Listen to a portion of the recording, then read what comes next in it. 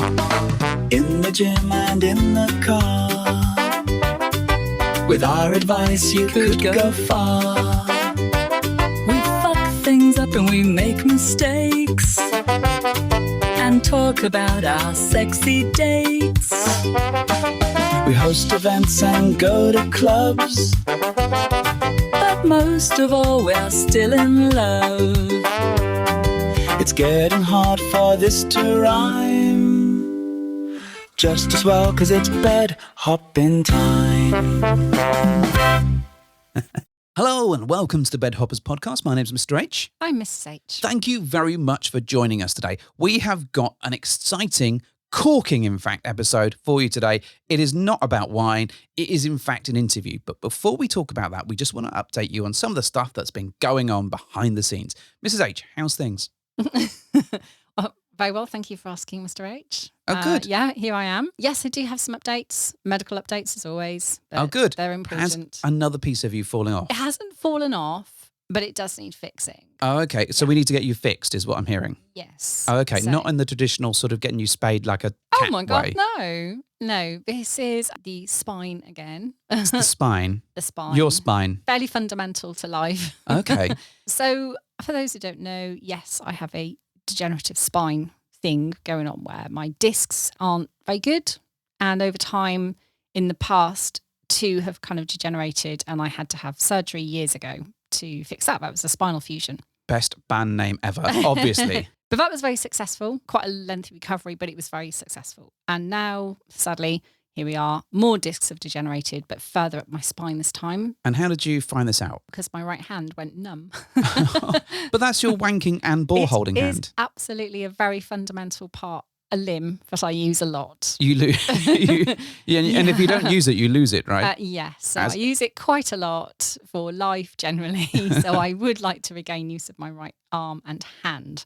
So I thought it was carpal tunnel. It's not. It's a dodgy disc again. in Dodgy my disc. back. I had a dodgy disc when I had an Amiga, and if you put it into your computer, Just right, clean it. it would play porn, and What? it was like a slideshow of naked women. It was like a digitized thing, like back in the 90s, late 80s. You like instead of like magazines, you could get like a disc of porn. And absolutely true story. And it would play just like Playboy pictures or whatever that someone had scanned into their computer. Oh my God. But what really got me is that it also did, I think the song is Swing the Mood, which you'll know from Jive Bunny. Are you kidding me? This song set to a slideshow of porn. That one, right? And yeah, so it was that on loop.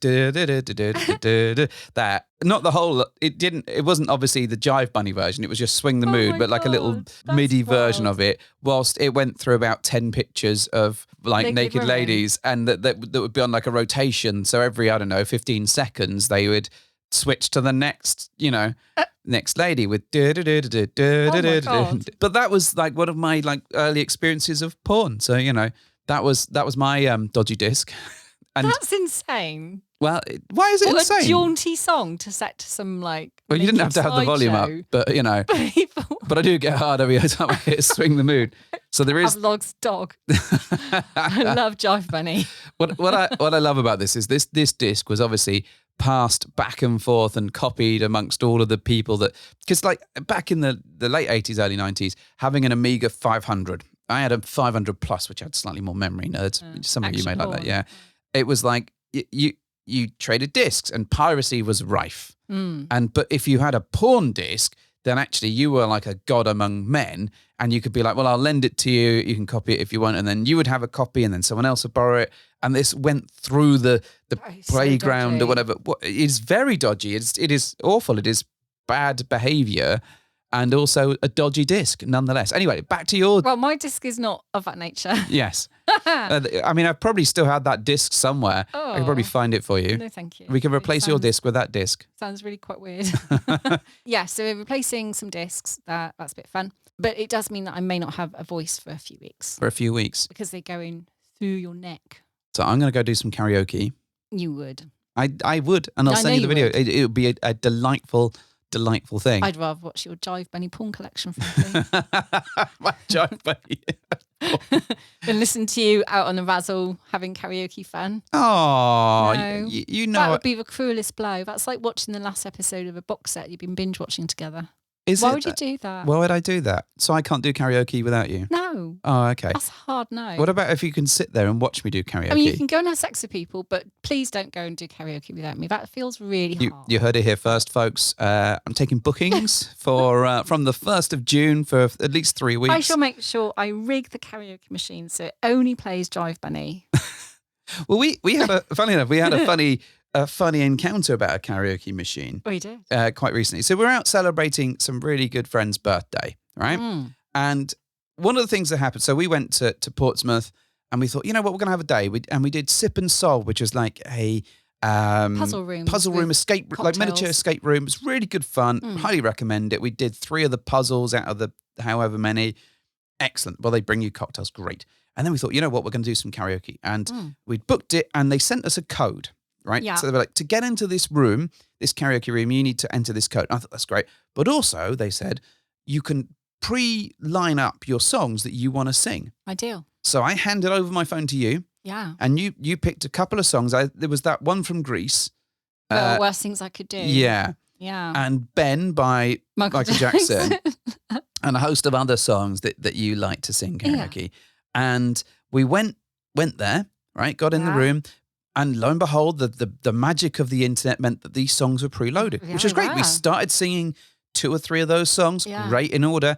And then we were like, you know what? Mrs. H's list, it could be improved. We could add songs to it and change those songs. Right. But the problem is that the karaoke machine didn't like this. And so every time we sang another song, we got halfway through and it would glitch out and go back to, there are worse things I can do, and then Ben. And we must have sung like the start of 15 different songs. And then they kept jumping back. Obviously, we told the people and they gave us free drinks and they couldn't fix it. It just kept on like going crazy. So, it. you know, like you'd be sentient being, like... doing like the darkness and I believe in a thing called love. And you'd be just getting to the good high bit. And then it would dip back to Ben. The worst things I can do. And it was hilarious. It was a hilarious karaoke moment that brought forth much merriment. In the end, I like the fact that the only way they could fix it was by yanking the network cable out of the karaoke machine. Off it. Yeah, it was like, you can't do any of the cool stuff with this now. You can only sing the songs that are in there. Yeah. Off you go. That's it. That's But your we lot. got free drinks and extra karaoke time. Yeah, which it was a fun time. But it did remind me of fun karaoke stuff. So there you go. Your Jive Bunny porn karaoke night will be great fun. Can you? I'll do Swing the Mood. Like, I think and you'll just have an erection. Instantly. Yeah, instantly. Why am I hard? I'm always hard. That's the secret. Although I think I mixed Batman with the Hulk there. You Not a good movie. I did, yeah. Not sure why. Oh, that's a strange thing. Must be because we're recording on a Saturday, which is unusual for us. Sure. So you're getting your disc sorted. Get my disc sorted. You're going to be. You're going to be poorly for I'm going to be poorly. recovery. Recovering. Okay, you're going to be getting better for at least a few weeks, I think. And we're going to be keeping a close eye on you, and obviously I'll be looking after you. Ah. And I'm sure we'll have some visitors to the house that will also look after you as well. Wow. Yeah. Sounds really sinister. You never know. Where are you going to be? I don't know. Doing anything other than just being locked in a room with you, I guess. Oh my God. After 3 weeks, I might need a break. Oh, fine. But the good things is I'll be better afterwards. Yes. One assumes. And still unable to go through any airport scanner. Actually, they're pretty good. They use like stuff which doesn't set off alarms. They use some like plastic. titanium Yeah, any old material they find. Unobtainium. Unobtainium. Adamantium. Yeah. Any of the other made up sci-fi metals, probably. Unobtainium. Yeah, exactly that. Yeah, so that's going to happen. But that's a good positive thing. I reckon what we should do is get them to instead use like, do you remember when you go to Build-A-Bear, right? We did this the daughter years ago. A heartbeat. A heartbeat and a message that if you squeeze it or take out the heart, it's like, I love you, babe, or whatever it is. Okay. But you can record your own. All right. Yeah. You're going to put something inside my new disc? Yeah, I'm going to record a version of Back for Good. Oh my God. I mean, that's quite clever. Back for Good. Yeah. You got a fist of pure emotion and a head of shattered dreams. Thank you. Wow, there we go. So there we go. So when we squeeze you, it'll start playing out. That's fine. But honestly, we are looking after Mrs. H. Yeah. We are taking it seriously. Obviously, we are. Yeah. It is the same chap that did your previous Yeah. spinal fusion, so we Very know good he's a man. good lad. And actually, the outcome for the thing is looking very positive. Yeah. So, wishing you all the luck in the world and all of the skill from the surgeon. Right? I was going to say, it always cracks me when people say good luck on the surgery. I'm like, I don't want luck. I want their skill. Well, I think so. If I'm relying on luck. I don't think you're relying on luck. What I'm imagining is that good luck instead of bad luck, right? I hope So it's if shit you've got for you. you don't want it to be fucking awful luck because that would be rubbish. So better good luck than bad luck, right? Right. Good luck and also skilled dude that is trained and hope it all goes well. It's probably like Yes, right, maybe. like that sort of thing. So that's the thing. Now this episode, right? Oh, yes. Yeah, we have to talk about the actual Yeah. episode. I know we whittled on for like 10 minutes or whatever. Yeah. So we invited some amazing guests to come on the show and talk about a film that they've made. Yeah. Who are they? They are Dillon and Urvashi. So they've jumped on. We're going to play the thing in just a moment.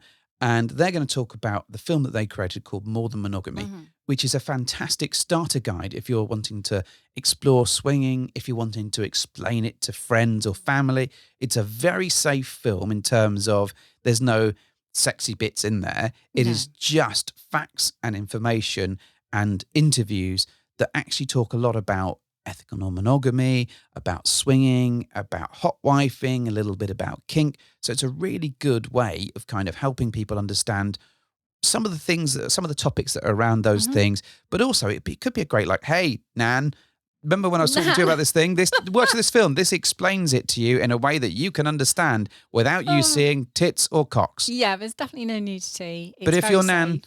does like tits and cocks, there are probably other films you could Then show she'll her. be very disappointed. Yeah, she's going to be There's very disappointed. none of that in this. Yeah, you're just going to have to show her your profile on the site and, you know, see what you've been sent by any single guys or whatever lately. Yeah, That's but it's probably how you very deal with it. educational.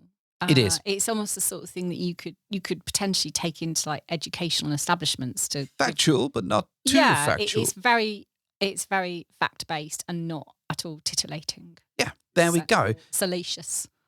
I think you'll enjoy it, but check it out. Let's play the thing and go from there. We've got something that's just for you. Holy shit, it's an interview. So a really big welcome to the show today. We've got some really special guests with us. I'd love to introduce to you Dillon and Urvashi. I'm hoping I've got the pronunciation of both of those right. So welcome to the show. It's lovely to meet you. Hey guys, how's it going? Very well, thanks so thank much. you. Yeah, and obviously, you know, with your accents, we can tell that you're not in the UK with us right now. So where are you? We're in the dreaded country of America. I know for some of the listeners that might be a terrifying notion, but yes. Yeah, we don't want to trigger you. Don't want to trigger you. We're from America.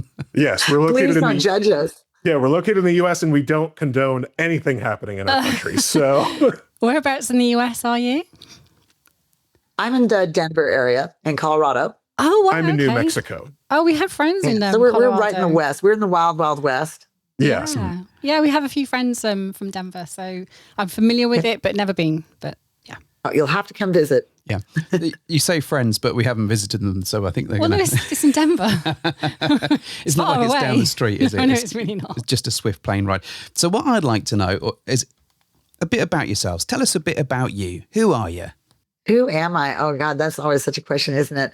I guess for the purposes of this show, I'm actually a director and creator. I have a company called Spark Erotic, which is an erotic film company that is using real life couples, real life situations. We film at Hollywood style quality, and we tell beautiful stories along with sexuality. That's kind of what I've done. That's how Dillon and I met, was through our filmmaking. You know, I'm a wife, I'm a mother, I'm a friend, all those things. I'm a normal human being who does erotica, world-class erotica. How about that? Excellent. It's fantastic. If you guys have never seen their films, I can't recommend them enough.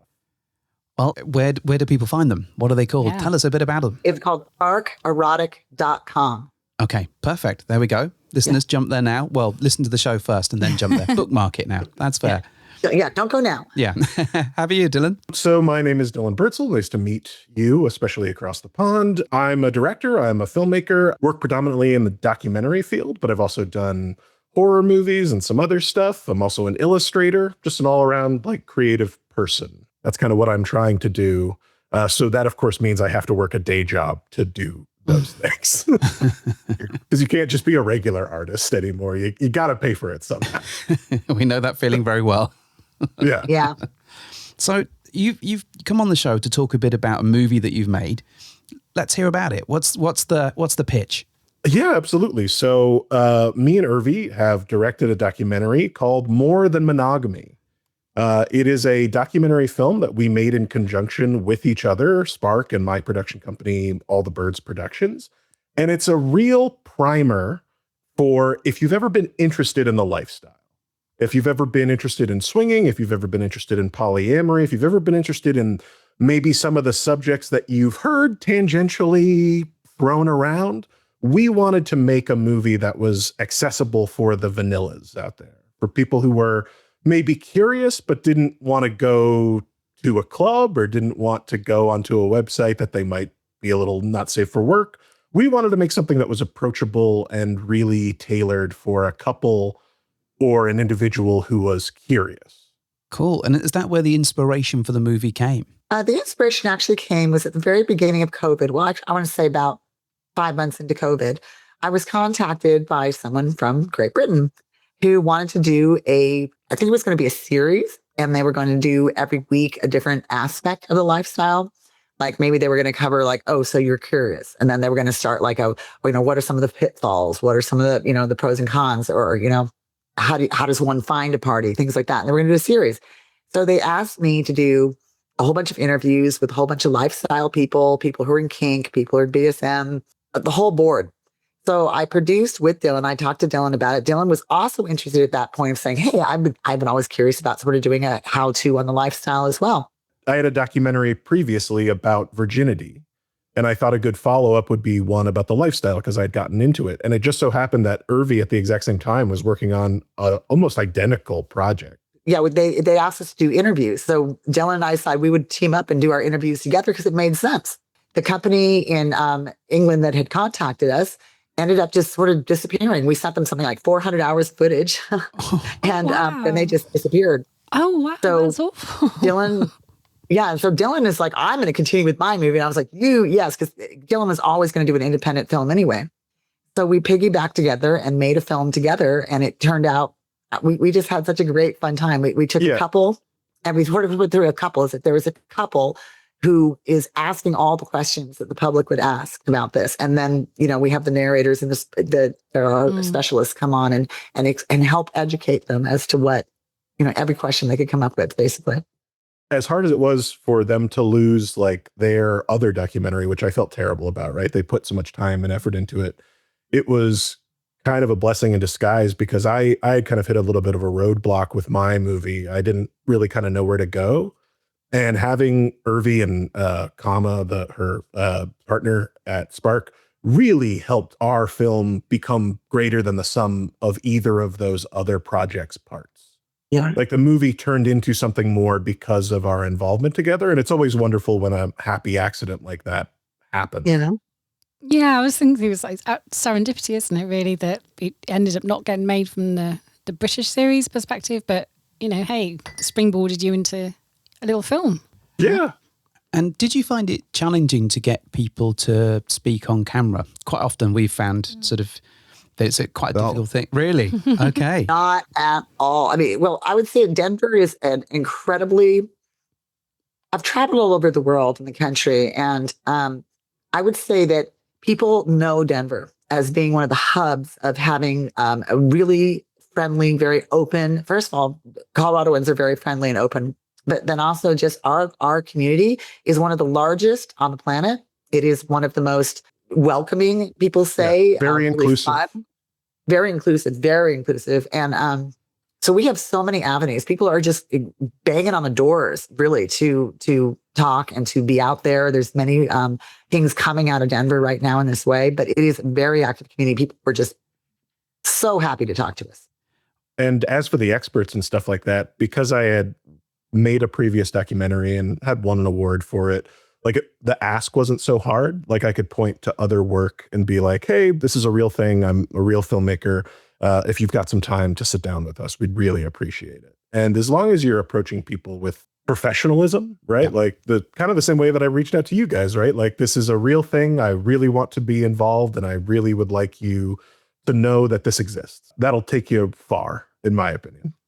Oh, absolutely. It's an interesting one because we've done a couple of TV shows over the years with greater and lesser success in them, I guess.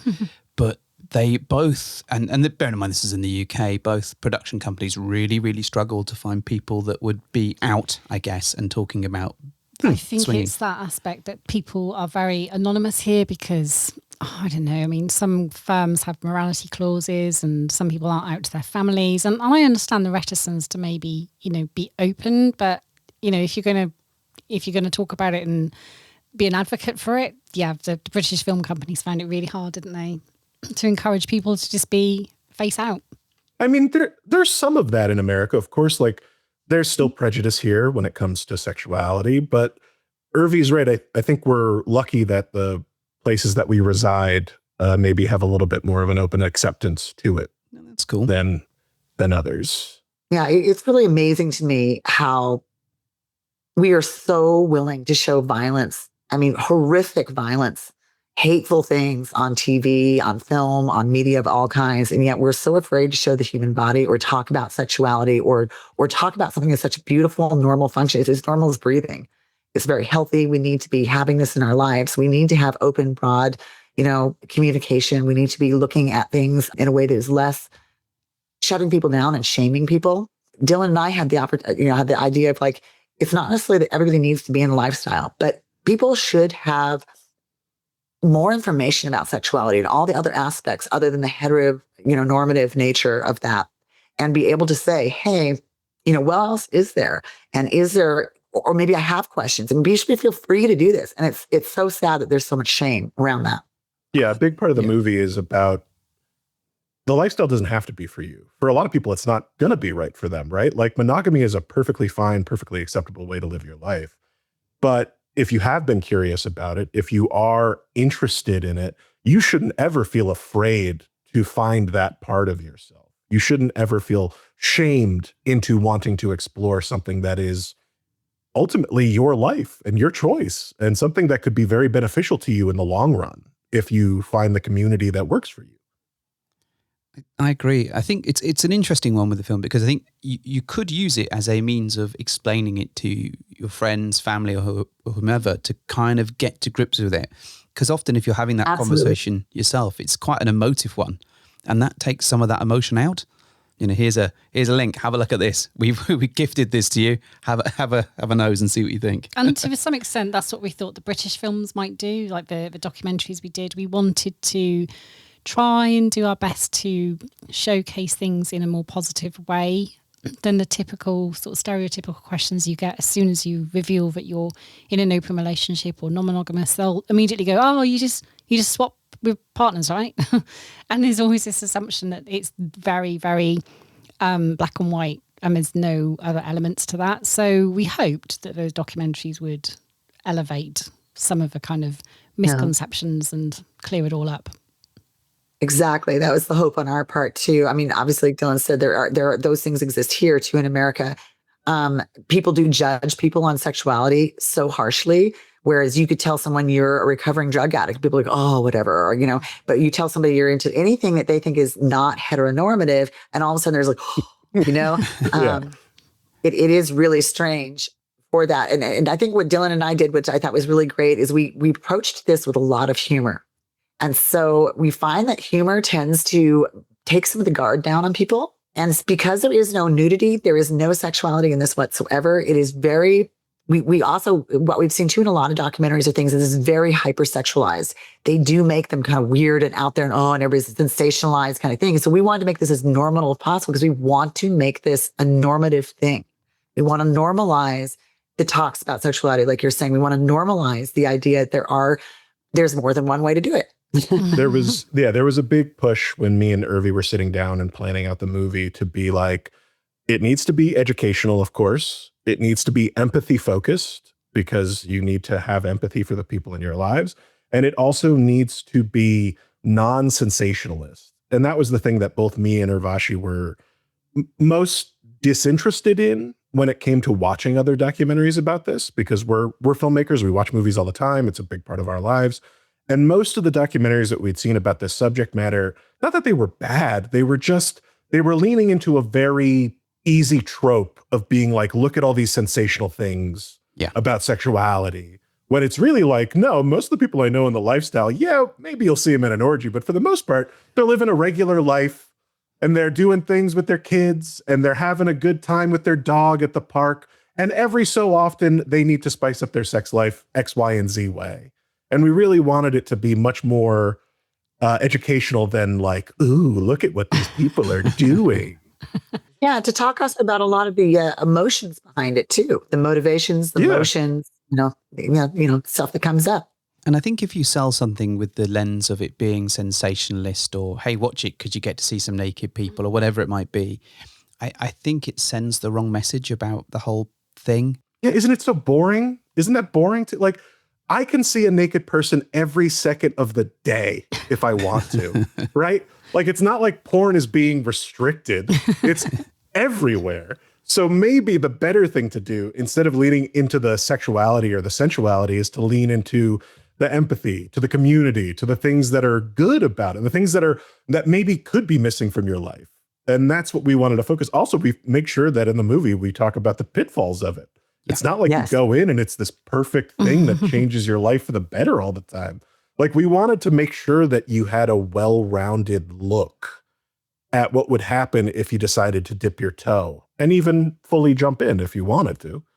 I think that's really key, because every film or every other film that we've seen that's had some sort of ethical non-monogamy, it's used as a dilemma, as a plot piece, or dysfunctional relationship at the heart of it. It's a sensationalist type thing, and Agreed. And I think that's the problem, in that it skips over all those really good things and doesn't give you that balanced viewpoint. It's much more about selling it just for the nakedness or the drama that goes with it all. Yeah, no, I agree. And they do tend to spotlight these poor, dysfunctional relationships that are really, really struggling, and they've gone into this as a last resort to save their marriage. And you think, this is not helping. This is really not helping our cause at all. That's not what we're all about. I think a lot of times they focus on people that a lot of people can't identify with. So they feel very threatened by those people, or very like, oh, again, this is more of an entertainment thing rather than anything to take seriously. So we tried to use people who people wouldn't be threatened by, people who are very ordinary, everyday people, talking about it, discussing it, being the specialists, all those sort of things, so that no one was feeling like, oh, this couldn't be me. So would you say then that this film is very much for the people that are sort of standing on the edge, looking in, thinking about it, or maybe they've started dipping their toes but need a resource? I would say that when I and Urvi talked about what we wanted it to be, right? Like, we wanted it to be for the community, of course. If you're making a movie about ethical non-monogamy, you want it to appeal to people in the base. But more than anything, we wanted it to be, like you kind of mentioned, a thing that you could show a friend, a grandparent, a thing, and be like, hey, I'm X. Here's this movie that explains it. And if you've got more questions for me, I'm happy to answer those. But here's this primer. Here are these terms. Here is this stuff that takes away the mystique of it, right? Like, that's what we were going for. And I think we achieved very well. I think so. Certainly we sat down and watched it and thought this would be great. This would have been really useful for us 10 years ago. Oh, Where were you? Yeah. And that's the thing, there's no resource really, and that's exactly why the podcast was born, really, because you were so frustrated when you were kind of learning and understanding more about what this meant for our relationship. There wasn't anything there, like barely nothing, really. Yeah, there are a couple of podcasts and, like I said, maybe some of those like more titillating like HBO shows, but like real sex is not necessarily the best way to find out about polyamory. It's not the best way to find out about kink and other stuff. Like, it's really important that people have a resource.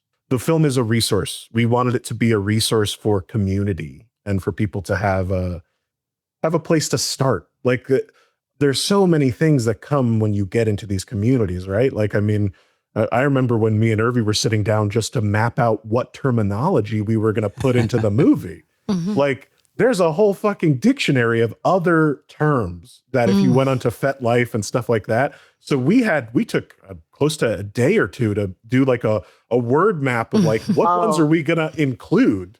Because we can't include them all. So I'm really intrigued, actually. I know this is one of your questions, but I'm going to ask it anyway. So you've talked about, who you wanted this to appeal to and how it would be a resource of, a certain demographic of people, certainly, and indeed for anyone wanting to know more. How did you kind of get the word around that this existed? Did you kind of advertise it somewhere, or did you talk to communities and get them to just do a word of mouth kind of thing? How did you get the good word around? Well, a lot of it was talking to people. The first thing we've done is we did have a premiere in Denver, and we invited some professionals, we invited friends, we invited the public, and we had a premiere, just a general premiere. We're also, at this point now, we're looking into doing a lot of the advertising. Dillon, do you want to take this part? Because I know we're starting to look into the advertising and doing this. We're going to start.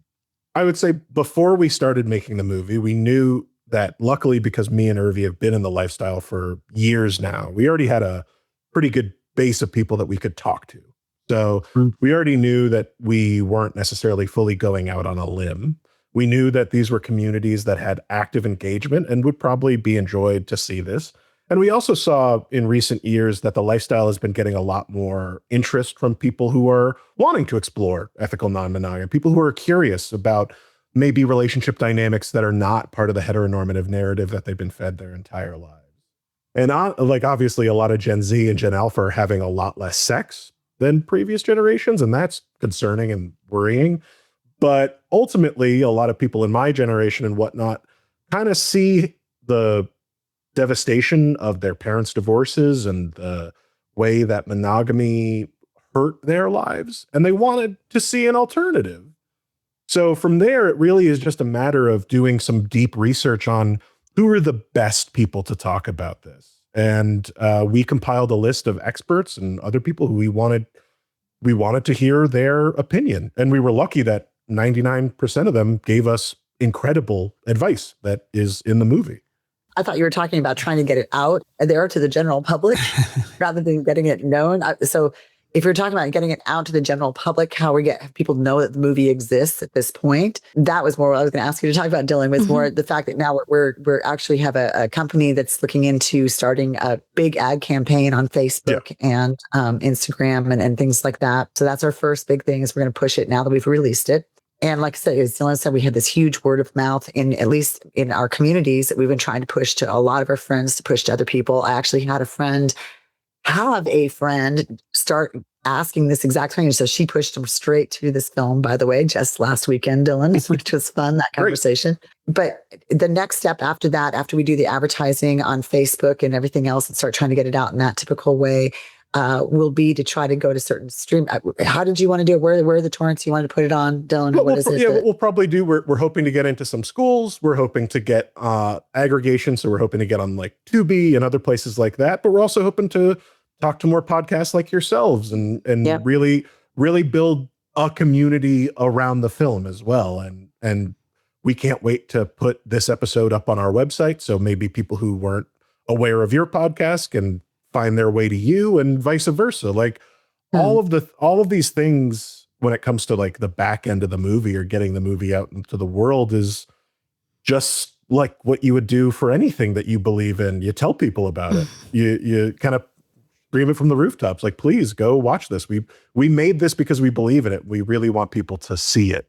That's fantastic. I'm just going to take a little step back because you were talking about the research and stuff. And one of my great annoyances in this whole lifestyle is getting anybody to agree on a term. How did you settle on all those terms? Was that an easy process? Well, for us, we decided lifestyle was the umbrella term. Yeah. For all these other activities, all these things. And then there is we look like Dillon and I, what Dillon was saying, there's thousands of different words that they have now come out. So we took some of the ones that we feel were the things that would come up right away in the lifestyle. So we didn't go into the way. We decided we had to just keep it to swinging and poly, with just a brief mention that there's something called kink. There's more. Because we knew it would go so broad. So we tried to stick to the basic terms you would really hit if you just walked into a swinger or polyamorous kind of style or meet and greet kind of thing or party, and alluded to the fact that, and we have this one video, as you said, that one thing with the umbrella with all the words pouring down. And so we allude to the fact that you're going to come up with so many things. This is just diving into those words. So we had to just pick the words that seemed what we'd heard the most when we first were coming. We picked the words that for us in our life, in our circles, were the ones that came up the most often, the ones that we'd been asked about the most when we were like talking about the film to other people or stuff like that. And we were really like, because this is such a huge topic, right? And because you are right, everybody has like different definitions for what they are and whatnot. We ultimately decided like, we're not going to be word police. We're not going to do that. We're going to take the definitions that are clearly available on sites like FetLife and other places that are real pillars of the community, right? Like these are sites that have been around for decades and they have a very established language and stuff like that. And that will be our guide. If somebody else has a different definition for what they're doing, more power to them. But like at a certain point, it does get so esoteric that you're just like, come on, like just make it a little bit easier on people. It is one of those things. And as I write for a living, as part of what I do, it drives me mad because I want to call a toaster, right? And the clearer it is, the easier it is to enter the community, I think, because if you know what it is you're talking about, then or what it is that you're trying to cover and convey, then it's much easier for anyone to step in and kind of work it out. For sure. We also fully accepted that there are going to be people who watch the movie who don't like our definition, and it's like, can't win them all. Yeah, they can always skip on 10 seconds. Yeah, I think also with the experts, a lot of things, you sort of gravitate towards certain things when you hear the experts saying the exact same word and using it kind of the same way too. So there's certain things I think that everyone in the lifestyle at least kind of gravitates towards. Yeah, we can have a common idea of what these are, and then yes, it can go really nuts from there. So, but I mean, there's people who definitively hate the word lifestyle. Just as a starting point, we frequently do hear people say, "Oh, I hate it. I hate being called a lifestyle." But you're right. You can't please everyone, and these definitions exist. But there has to be a name. People have to have some place they say what it is. And so I guess the other one is what ethical non-monogamy is another one you hear a lot. Yeah. Consensual non-monogamy. Yeah. But like, but then of course, then you get into like when somebody's a swinger and then they're like, well, like all of these things, the lifestyle is an umbrella. And we clearly state that in the movie. And for us, it's like, look, if you don't think that's the umbrella term, like I said, more power to you. But for most people, for most people, if you say the lifestyle, they'll go, oh, okay, I know what you're talking about. You're talking about sexuality divergent from monogamy.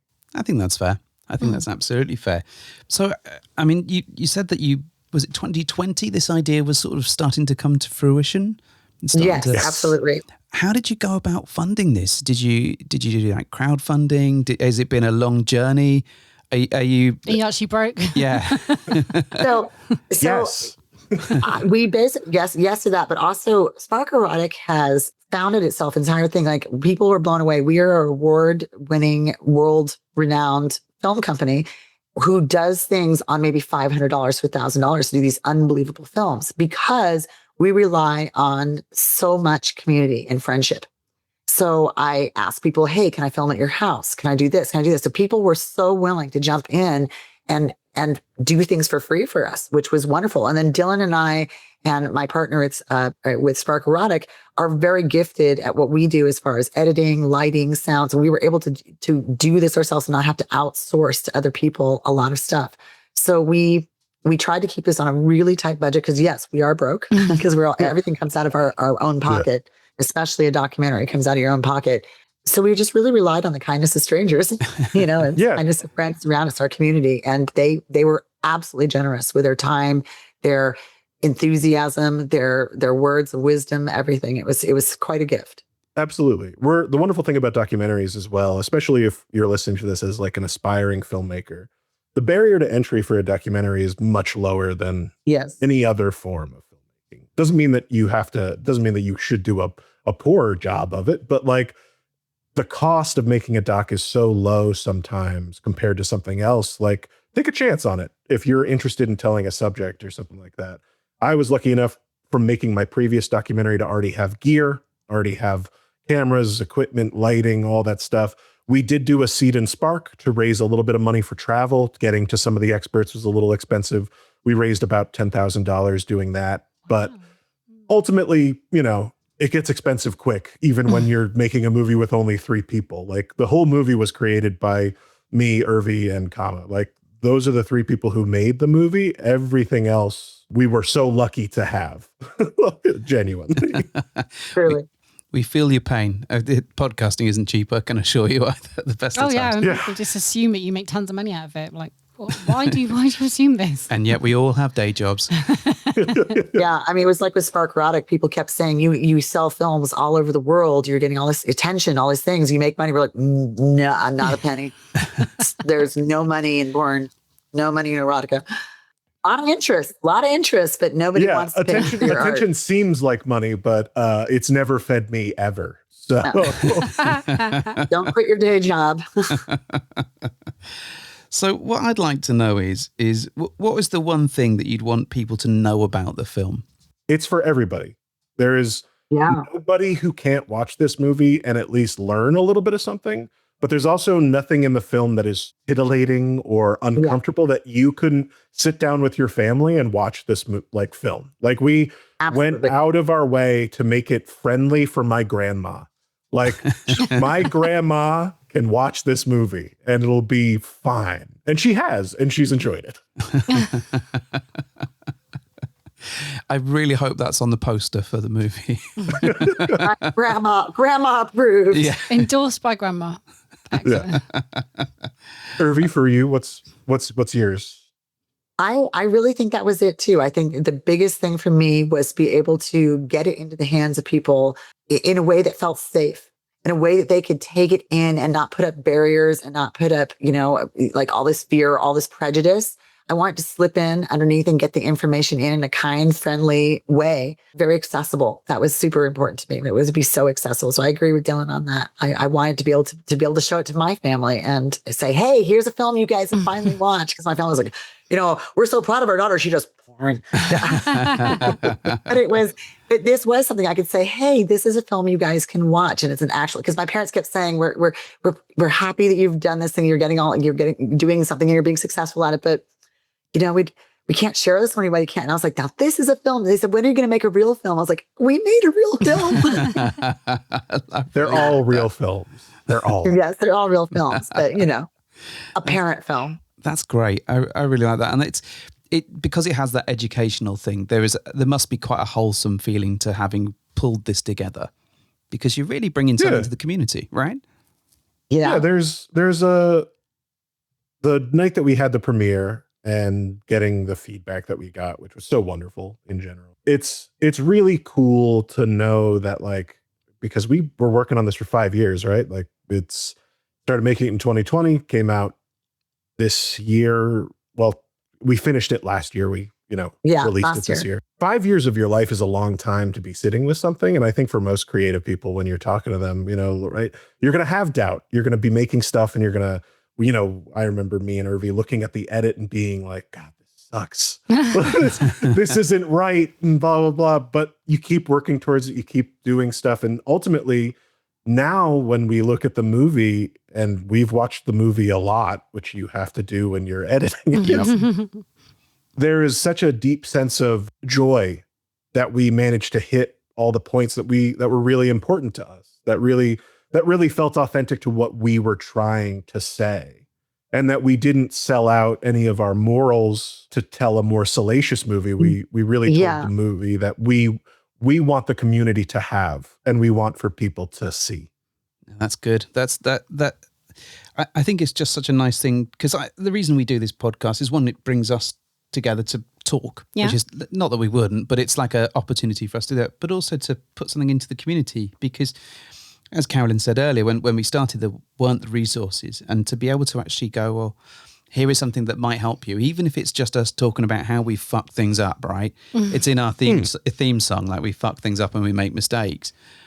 actually that's quite a, if someone listens to that and goes, oh, I won't do that, I will do something better or different, and it helps them, then it's a really good feeling Yeah, to I have think we're trying to be done that. relatable because we don't profess to be, experts in our field at all, or sexperts, I don't know. But we're definitely not qualified. Nobody is an experts. expert We're at sexuality. just here to No. be relatable, I think, and hopefully our views around things might align with other people's, and that's fine. If any of our stories can help people or inspire people, brilliant.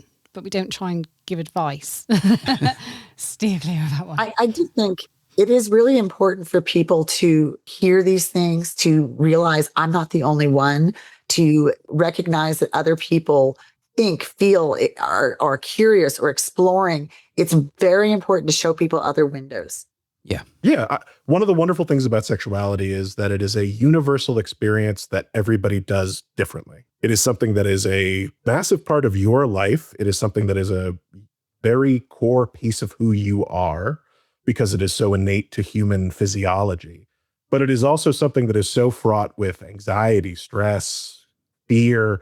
And ultimately, if you can have anyone maybe lessen those fears, lessen those anxieties, I think that's a good thing. That's the reason why I made my first movie, which was all about virginity.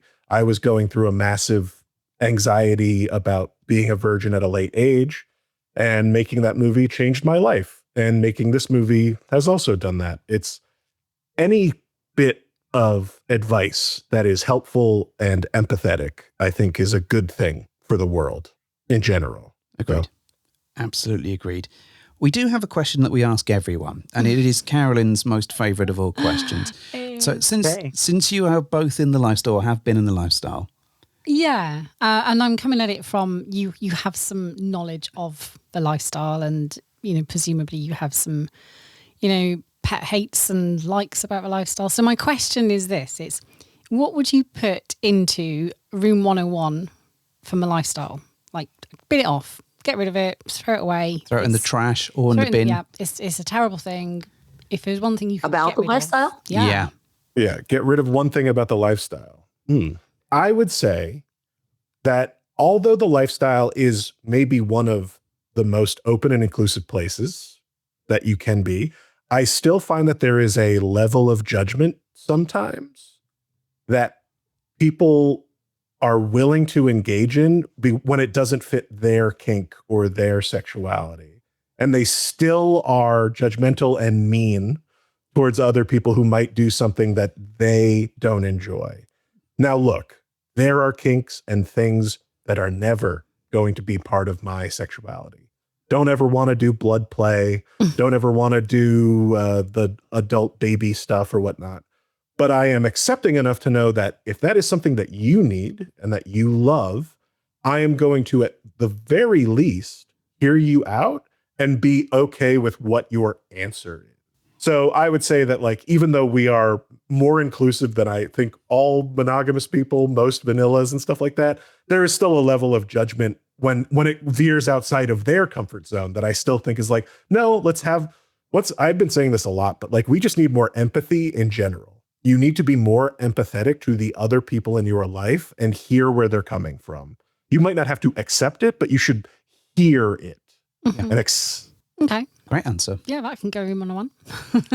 And I agree with Dillon that there can be a degree of judgment. The big thing I think in our community, we have a big saying is don't yuck someone's yum. Yeah, Yep. I had this before. It's great.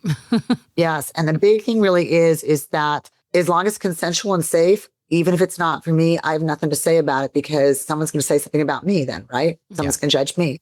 So we have to be, if someone is consensual and safe and this is what they want, I got to be hands off on that and just know that some things are not for me. Okay. So I think my big thing, and this is really a dark thing to talk about. I think the thing that I would really get rid of that really bothers me, disturbs me, is sometimes with this whole inclusiveness, we have allowed in the community, I believe, predators to exist. And predators do exist in this community, especially, I have to say, in the kink BDSM world. And we have allowed them to exist because people can be so inclusive and so uneducated, I think, sometimes about some of the things they're going into, that there have been predators that really do prey on people because of this open lifestyle, because of the vulnerability, because of the lack of education, or people not knowing, sometimes even from coming from heteronormative, coming into this, don't really truly understand or boundaries or consent in the way they need to. So to me, the scariest, darkest thing about our community is that there are predators that people allow, even when things come out about them. There is parts of the community that will always allow that darkness in and keep it and nurture it and harbor it. And that's probably the darkest part of the community I can talk about. And it's something that people do need to be aware of, that there is, just because there is this beautiful love and this openness and exclusive, people trying to be healthy and they're trying to do things in right ways, there's also this dark side of it, and you have to be aware of it. And that's the one thing that yucks my yum in the whole thing. Yeah, you have to call it out. Yeah, absolutely. He's calling out. Yeah. I think it's a really interesting one. And this is where I think things like your film and other sources of information really help. Because quite often, like you say, it's the new people that are jumping in that don't have that understanding, that haven't got the support of their community yet. They haven't found their people, and they go in a little bit blind, and all sorts of problems happen.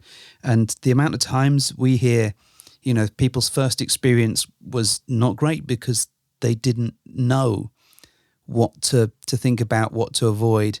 Yeah, how to communicate that they were uncomfortable, how to be... Exactly. Yeah. And that, that goes from the people that they shouldn't have met to the events that they probably shouldn't have been going to, and all this, the whole thing. And just having a little bit of knowledge really helps prevent some of that stuff.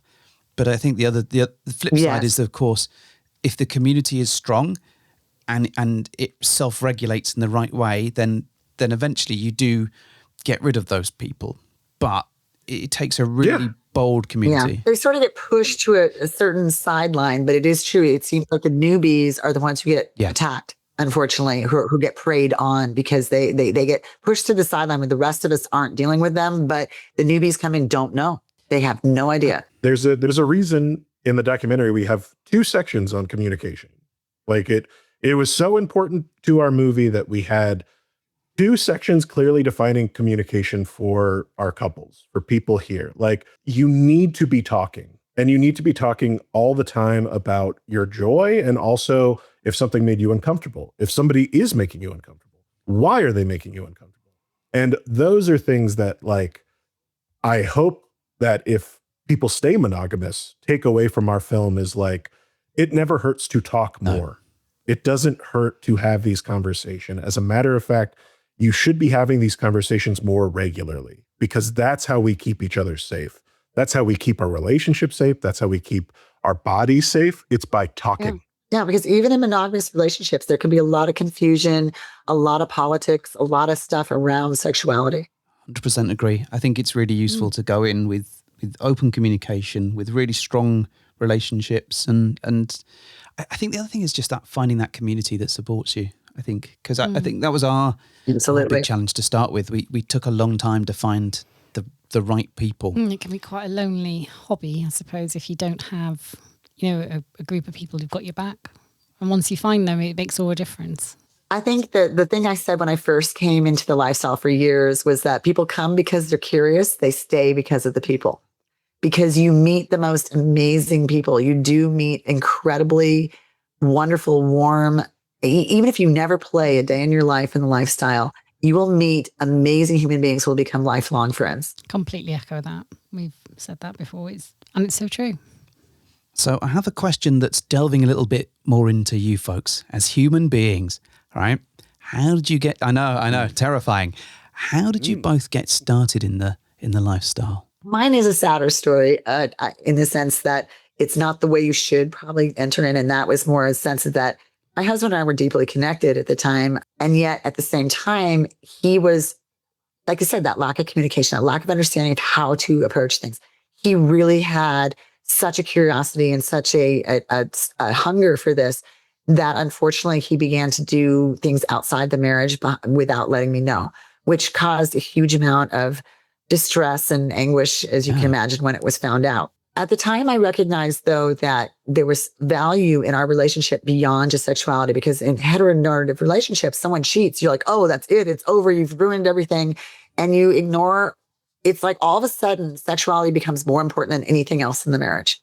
And I realized that relationship is more about the everyday things and the commitments, the other commitments you make as well, not just that one. It's not just about sex. And so I recognized that there was so much value in the relationship that I didn't want to just throw it away for this in him, that it was such an important need.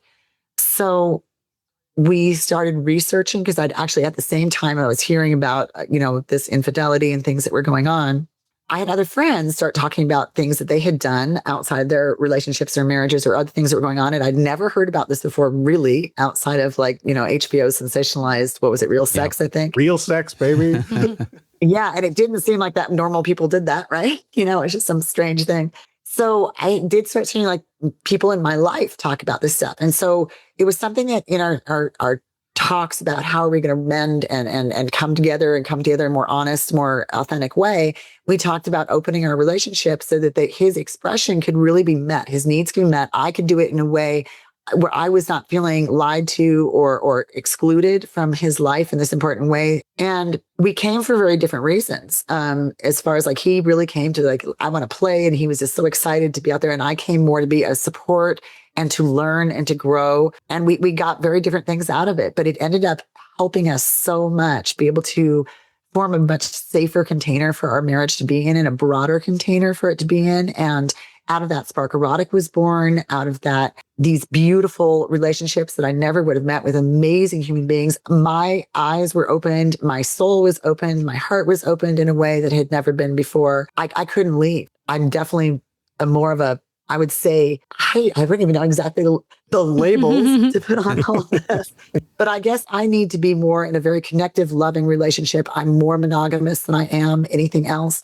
But somehow this ended up working for us, and it just does. It just did. Wow. So that's a story. That is a story. Yeah, thank you. Yeah, it's incredible. As I talked about before, I made a documentary about virginity called V-Card. During the course of filming that film, I did tons of research on sexuality. So I was aware of these communities and these events, spaces all around the country, and alternate lifestyles that you could live in. Over the course of making that film, funnily enough, the woman who I eventually lost my virginity to after the movie was done was in a polyamorous relationship. And we started going to swinging clubs and other stuff like that. And I discovered, especially after losing my virginity so late in life, I was very game to have some different experiences, the ones that I had been, fantasizing about for a long time. But now that I've been in the lifestyle for about 10 years, I'm kind of like Urvi. It's not that I'm maybe more monogamous, but like, sex is great. It's wonderful, but it's so not as important as it used to be for me. I remember it took up so much of my fucking brain space when I was younger. Like, it took up like shocking amounts of my time.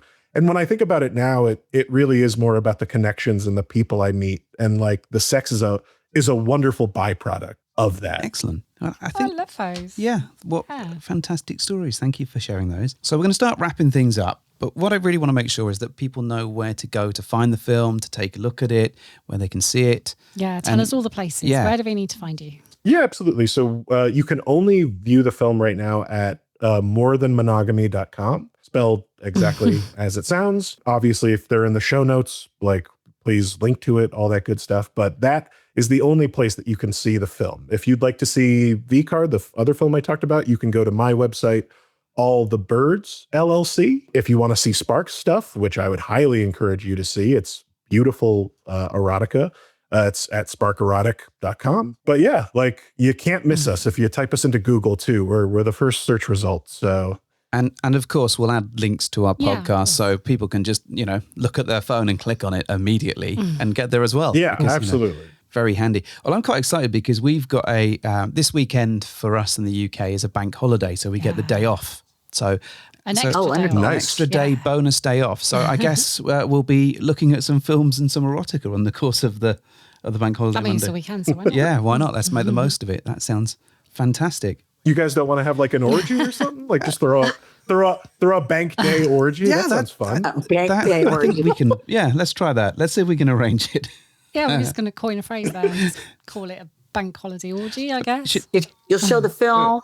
You show the film, you watch some erotica. Put the film on in the background and just have a bank day orgy. We can call it a wank holiday Monday. I mean, that's already a term that's used in the UK. Unfortunately, you can't steal it because it exists. So much better use of a Monday Yeah. to me. I'm inclined to agree. We'll get some bubbles on the go. It'd be great. It'd be lovely. I yeah, look forward long to it. weekend. That's the main thing. So is there anything else that you want people to know about the film, about what you're doing, or what's coming up? What's happening next? We're going to be on more podcasts coming up soon. We're doing a lot of promotion for the movie. So if you liked what you heard, we might have different answers on those. Those will be coming up periodically on our website. Just like this, once it releases, will be available on morethanmonogamy.com as well. Apart from that, I'm still trying to find regular work. So if you have a job, let me know. Like I'm Needs work. I'm looking for work. Just, like if you need editing work, if you need a director, if you need documentary film made, I'm available. Very available. Very far from the UK. Dylan knows everything there is to know about the film community and can do probably anything on a set that you need him to do. Yeah. Very versatile. Fantastic. We'll make sure we point people towards you. Definitely. Brilliant. Well, thank you both so much for coming on. I've really enjoyed that. It's been, and we enjoyed the film. We think it's a great resource for people that are looking to kick things off, to find stuff out. And even if you've been doing this just a little bit, I think it's a good opportunity to sit down. And it's a good conversation starter, right? These things are designed to get you talking, get you communicating, and build your confidence. So I think, go check it out. Well, let's thank you for having us on. Like genuinely, Absolutely. Like Thank you so any much. promotion for the movie is like a huge deal for us. So thank you guys so much for having us on. We greatly appreciate Yeah, very true. Very, very welcome. Very welcome, yeah. Yeah, We'll have thank to you, folks. Get it all advertised on like UK bus shelters and stuff. Well, we did that when our documentary came out, right? We put like images on some of the bus shelters of like the show that was Yeah, coming. but we're not doing a guerrilla marketing campaign for them. I'm not like getting done for like soliciting posters on bus shelters. I was about to say, the episode will be enough. We appreciate that. Yeah, just send us 6,000 business cards and we'll just keep handing them out as we Yeah. go. I was going to say, there's going to be just this blitz going on. But if I happen to get across to you guys, to England, I would love to meet up in person. It'd be wonderful to meet you guys. Absolutely. That'd be delightful. Definitely. Well, Sure. thank you very much for that, folks. Yeah. Take care. Bye. All right, take care. Thank you.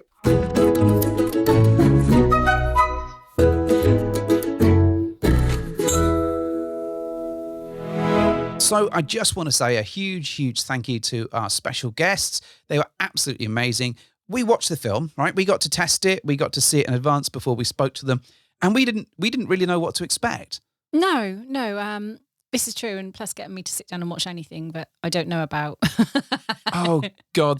This is a real drama with Mrs. H. So if I've arranged a bunch of films for you to watch or like got a selection of films, you have to watch the trailer, read the IMDb thing. Yeah, I want to know about it. You don't like going in blind to a film. So we watched, just yesterday, in fact, we watched the drama, Oh, that was very good. which is a good film. But Yeah. but part of the drama is that you don't want to know anything about it when you go in because it true. could spoil the film. Yeah, no, I agree. There's obviously twists and reveals and stuff, and you don't want to spoil it. But I like to know a basic premise of what it's about. That's it. So basically, your premise was that Shovelface, as you called him, and Pat, Shovelface and Spider-Man's girlfriend, Zendaya. who we were trying to think of one-name celebrities, I could only think of two. Prince and Madonna. Yeah. That was about That's it. it. That's But as if you far as know I got. one-name celebrities, There must be more. Yeah. But that was they were getting married, and that was the entire plot bit that you could find out. that's And all it then it tells goes you. astray or awry, Yeah. and there is drama. There is drama. Yeah, good film. But anyway, we're not talking about that film, No. although we but technically you should were. definitely go and watch it. What I would say is go and check out More Than Monogamy because we Yes. think this is a great little tool, a great little resource. And actually, check out Dillon's other films because V-Card, we haven't seen it yet, but I think it's on the list to watch, and I do want to check that out. But you can also look him up on IMDb, and it'll have a list of all the other stuff that he's done as well. Or you can go to his website, as he Or you said, could go to his and you website. can check out some of Urvashi's porn or erotica. Urvashi's porn. Urvashi's porn. Sounds like The Cave of cocktail. Secrets, Urvashi's porn. I'll have two of Urvashi's porns, one of Dillon's V-Cards, and a More Than Monogamy, please.